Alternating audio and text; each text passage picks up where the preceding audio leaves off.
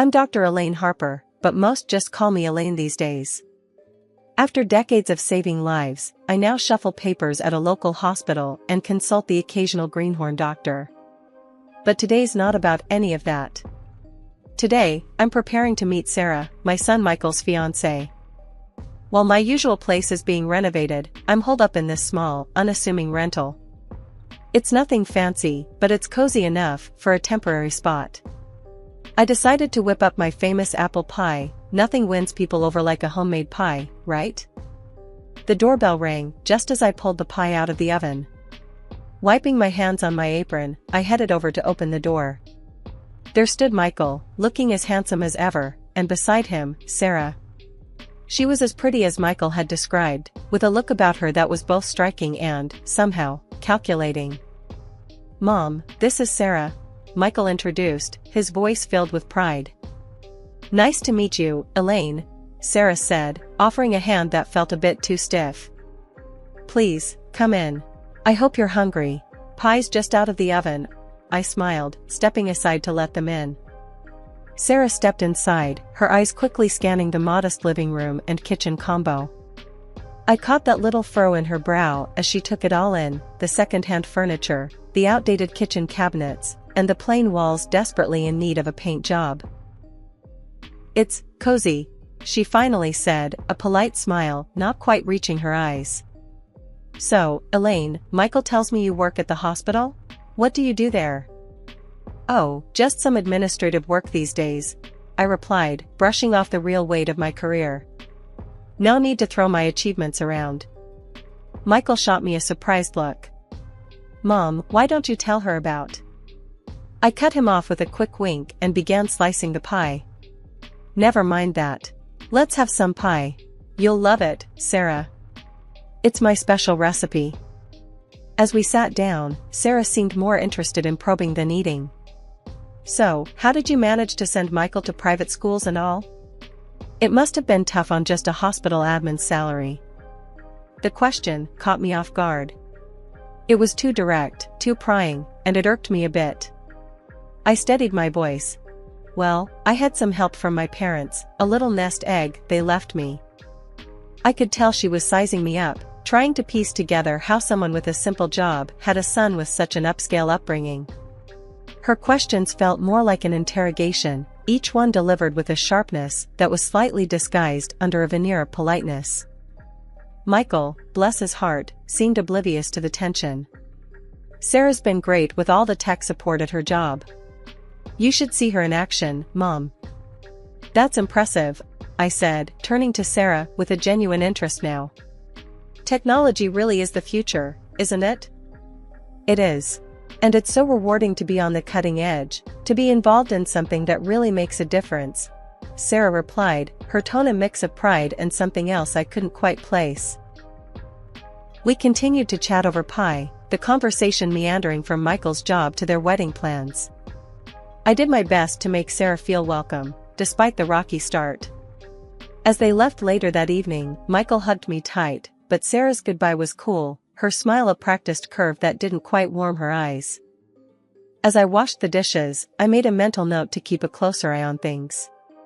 Michael was my world, and I'd be damned if I let anyone mess with his happiness. After that first awkward meeting in my modest rental, I had hoped things with Sarah would smooth over. But as the wedding planning picked up speed, so did the tension between us. Sarah had a way of sidestepping my attempts at involvement with a sort of polite iciness that left me feeling outside of my own son's future. One afternoon, Michael and Sarah dropped by to discuss some of their wedding arrangements.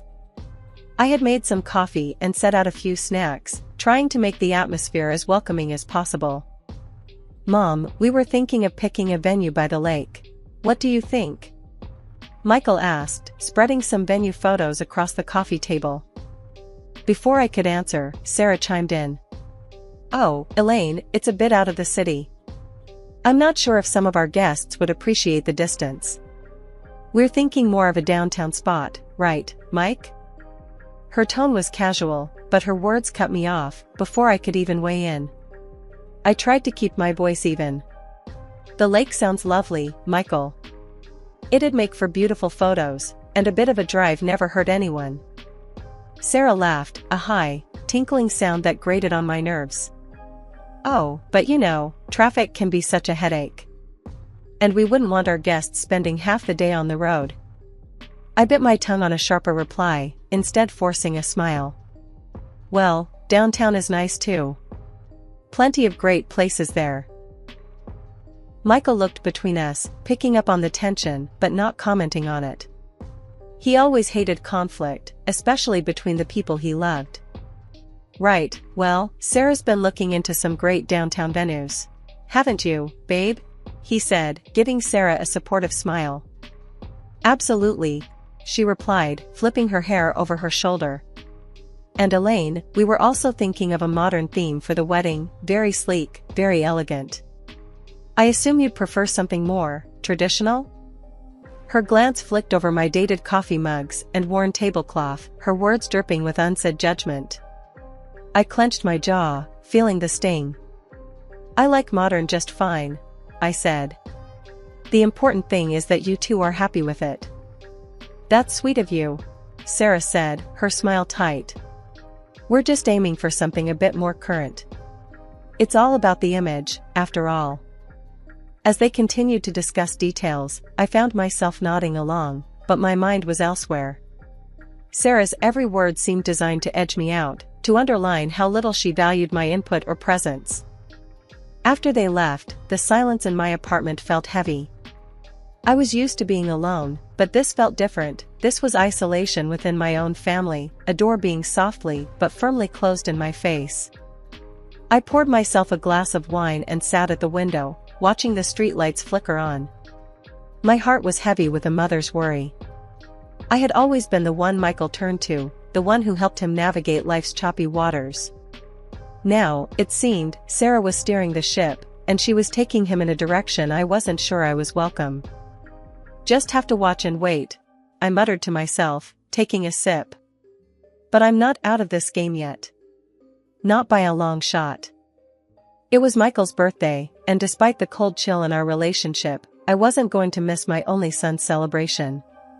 Sarah had taken the reins, organizing everything, and somehow, my invitation got lost in the shuffle. But a mother's place is at her son's side, especially on his birthday, so I went anyway. I arrived at Michael's house with a small, carefully wrapped gift in my hands. The place was bustling, laughter and music spilling out the door as I approached. Taking a deep breath, I rang the doorbell, my heart pounding in my chest. It was one thing to crash a party, another to crash your son's party uninvited. Sarah opened the door, her smile fading a bit when she saw me. Elaine, what a surprise. We weren't expecting you. Her words stung, but I kept my composure. Wouldn't miss my son's birthday. Where's Michael? He's around somewhere, she said, stepping aside reluctantly to let me in. Well, come in, I guess. The house was decked out in blues and grays, a posh, modern look that screamed Sarah's touch. I moved through groups of people, none of whom I recognized. They were all Sarah's friends, young and trendy, the air filled with their laughter and the clinking of glasses. Finally, I found Michael, chatting with a group of people who looked to be colleagues from his work. Michael, I called out, my voice catching a bit. He turned, his face lighting up when he saw me. Mom, you made it. He excused himself and came over, giving me a big hug. I wouldn't miss it for the world, I said, handing him his gift. Happy birthday, honey. Thanks, Mom. I'm so glad you're here. He looked genuinely happy, but there was a hint of confusion in his eyes, as if he was trying to figure out why I'd say such a thing. Sarah appeared beside us, her smile tight. Michael, your friends were asking about you, she said, then turned to me. Can I get you a drink, Elaine? No, thanks, I'm fine, I replied, feeling out of place with her polite but cold demeanor. As the evening wore on, I tried to mingle, but Sarah's friends were a tight-knit group, and I felt like an outsider. Every conversation felt strained, with Sarah often interjecting to steer Michael away or dominate the discussions with tales of her work accomplishments and plans for their future. At one point, I overheard her talking to a friend, her voice just loud enough for me to catch. Yeah, it's a bit awkward that she showed up. I didn't think she'd come, given, the vibe. The words were like a slap. I wasn't just uninvited, I was unwanted. My presence was making her uncomfortable, or worse, embarrassing her in front of her circle. The realization was a bitter pill, and I found myself retreating to a quiet corner, nursing a drink I didn't remember accepting. Michael found me a little while later, his brow furrowed. "Mom, are you alright? You seem a bit off." I forced a smile, not wanting to ruin his day with my feelings. "Just a bit tired, that's all. It's been a long day. Do you want to stay longer, or would you like me to drive you home?" His concern was genuine, but the last thing I wanted was to drag him away from his friends. "No, you stay. Enjoy your party. I'll catch a cab," I said, standing up. "I just wanted to see you and wish you happy birthday in person." He hugged me, looking worried. "Thanks for coming, Mom. I love you." "I love you too, baby. Always." With that, I slipped out, the sound of laughter echoing behind me as the door closed. The night air was cold, but it was a relief compared to the warmth of a party where I was clearly an outsider. It was a crisp morning, just one day before Michael's wedding. I was in my kitchen, the hum of the refrigerator, the only sound breaking the silence, when I heard a knock at the door. Expecting it might be the delivery, I wiped my hands on my apron and headed to answer. To my surprise, it was Sarah, standing there alone, her face set in a serious expression that didn't bode well. "Sarah, what brings you here this early?" I asked, managing a polite tone. She stepped inside without waiting for an invitation, her eyes scanning the modesty of my rented apartment with thinly veiled disdain. "Elaine, I'll get straight to the point. I'm here to make things easier for everyone. I have a proposal for you." "Oh?" I replied, curiosity piqued, despite the chill settling in my veins. She pulled an envelope from her sleek, oversized purse and held it out to me. "I'm offering you $1,000 to not attend the wedding tomorrow. We think it's for the best." I stared at her, dumbfounded, not from the shock of her audacity, but that she dared think this would be acceptable. "And why would you think I'd accept such an offer?" Sarah's lips twisted in a frown as she responded, "Let's be real, Elaine. Your presence might not mesh well with the kind of event we're planning. With all the important guests coming." My hands clenched at my sides, but I knew I needed to handle this cleverly. "I'm sorry, I think I didn't hear you correctly," I lied, tapping my ear like I often did when I pretended not to hear something inconvenient. "You want to pay me to not attend my own son's wedding, because—" With a sigh of annoyance, Sarah repeated louder. "Because, Elaine, you don't exactly fit the scene. You dress and, well, everything about you, it's just not up to par. We have very influential people attending, and we can't have you there, looking like you do." She paused, perhaps expecting some kind of hurt or resignation from me, but I stood firm, my resolve hardening. "Keep going, Sarah. I'm listening. And with this money," she continued, waving the envelope, "you can maybe fix up this place or get something nice to wear some other time. You should be thankful I'm offering this." I nearly laughed at her nerve. She thought this apartment was mine and that I needed her charity to spruce it up. But I kept my expression neutral, nodded, and took the envelope. "All right, Sarah. If that's what you really want." Her relief was palpable as she gave a tight smile. "Good. I'm glad you're being reasonable about this."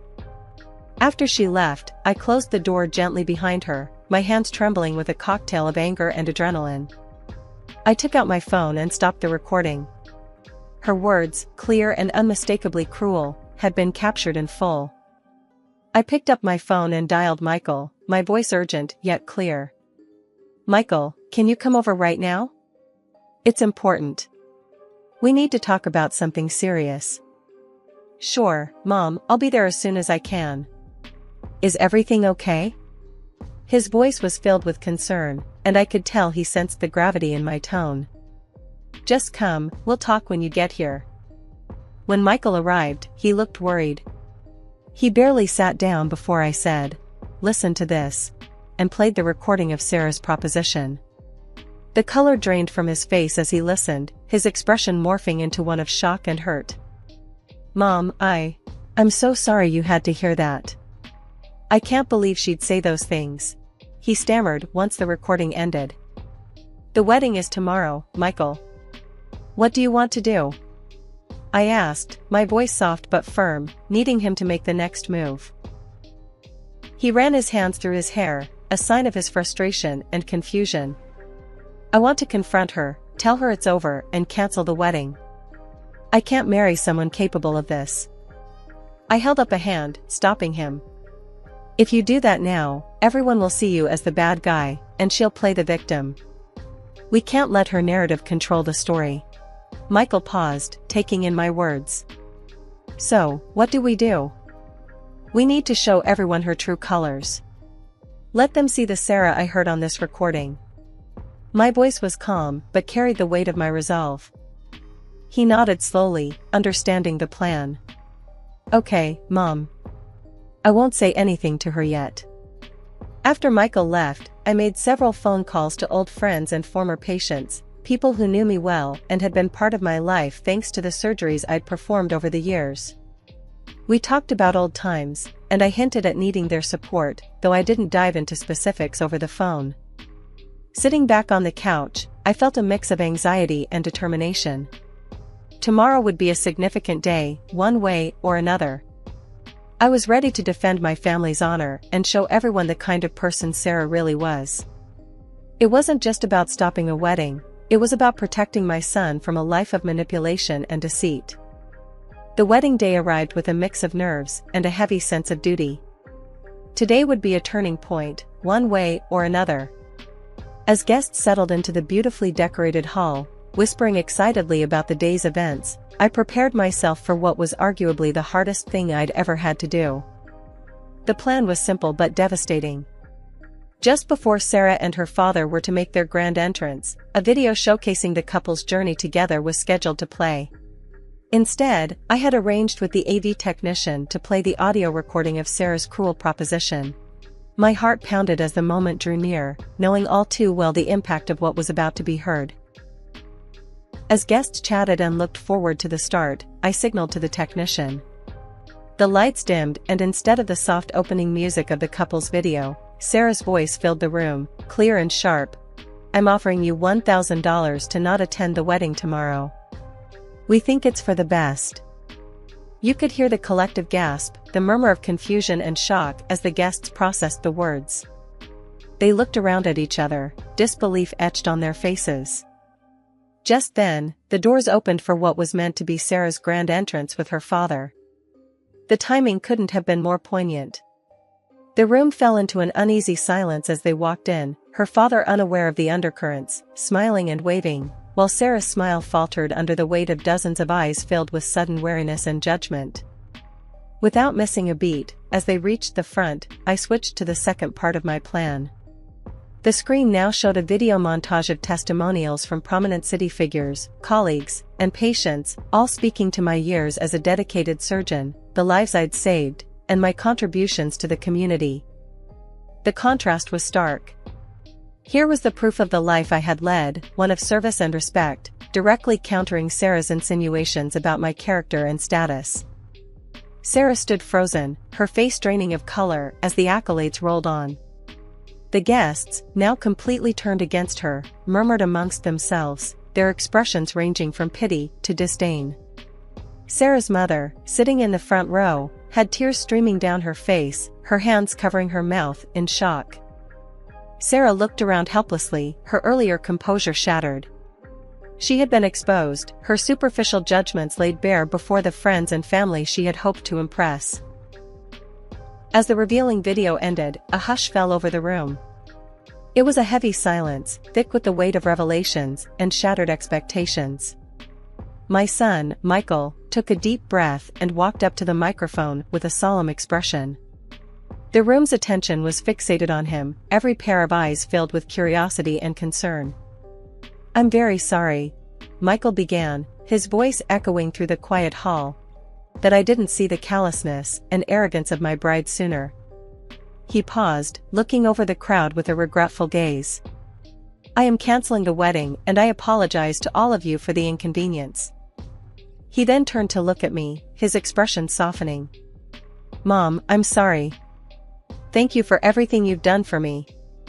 Without you, I might have made the biggest mistake of my life.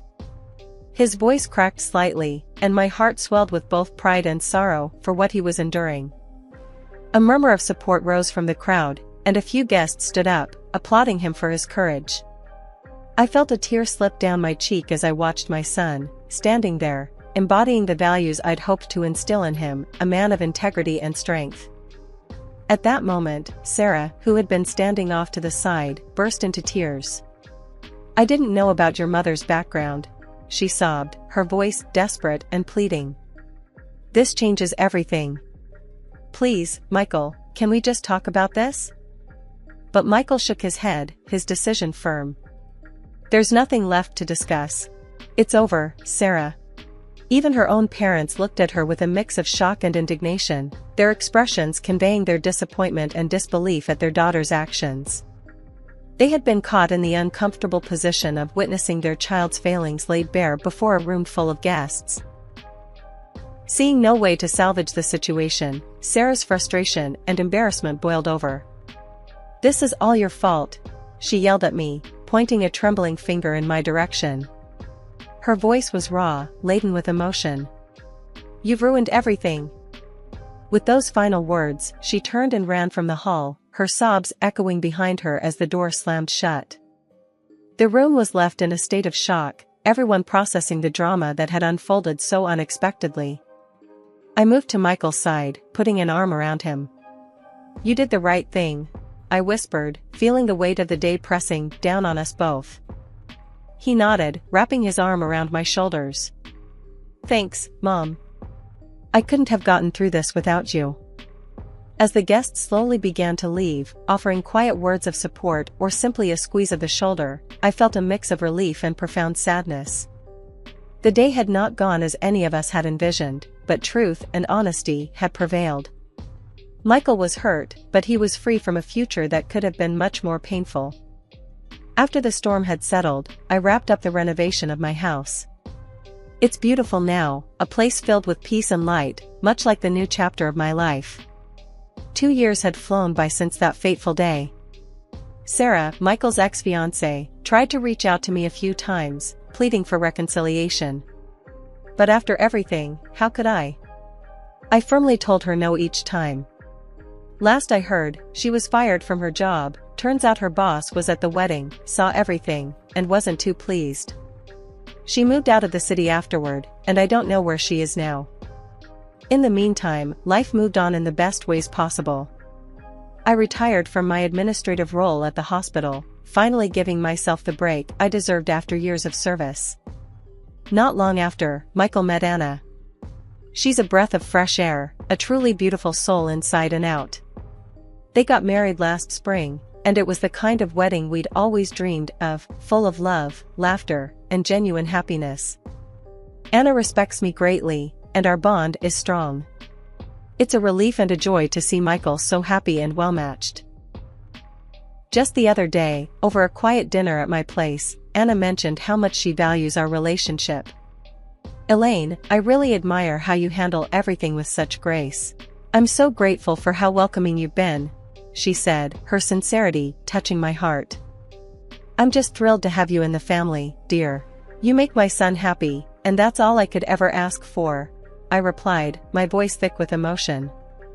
Their kindness and love filled the house that had once echoed with too many silences. Now, it was a home in the truest sense, brimming with the promise of future gatherings and family milestones. Feeling lighter and more adventurous than I had in years, I recently made a decision that surprised even myself. I booked a trip around the world. I've always put it off, but now, with everything falling into place, it felt like the perfect time. When I told Michael and Anna, they were thrilled. Mom, that's amazing. You've always talked about seeing the world, Michael said, his eyes lighting up. Yeah, and you've more than earned it, Anna added, giving me a hug. We'll manage just fine here, Go make some incredible memories. So, here I am, finalizing itineraries and packing bags, ready to explore the places I've only read about or seen in pictures. It feels like I'm not just traveling to different countries, but also towards a new phase of life, one where I can just enjoy and embrace the beauty of the world.